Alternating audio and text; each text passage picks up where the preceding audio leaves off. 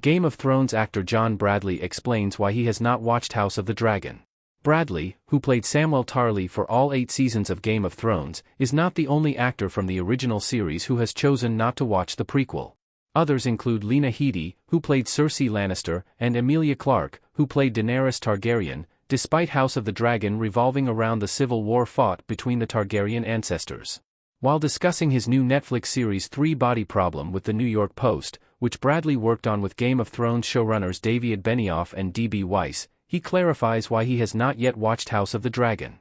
In addition to his personal reasons for not tuning into the critically acclaimed prequel series, Bradley highlights a key difference between Game of Thrones and House of the Dragon. Read his explanation below. John Bradley highlights the difference in scope between Game of Thrones and House of the Dragon. Game of Thrones traveled all over the 7 kingdoms of Westeros and across various locations in Essos as well.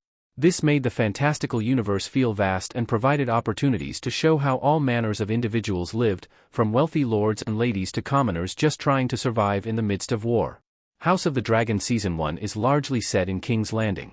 Even when it does venture out of King's Landing to Dragonstone or the Stepstones, the focus mostly remains on the Targaryens and the royal family.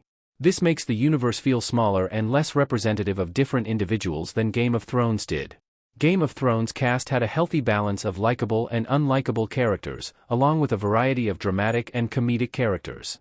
The likable Samwell Tarly and Arya Stark were balanced out by the likes of the evil Joffrey Baratheon and Ramsay Bolton, along with more ambiguous characters like Varys and Melisandre.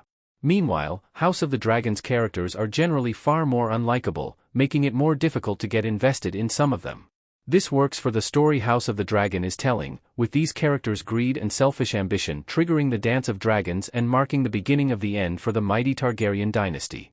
House of the Dragon achieves what it sets out to do, but its locations and the types of characters it explores feel as though it has less scope than Game of Thrones.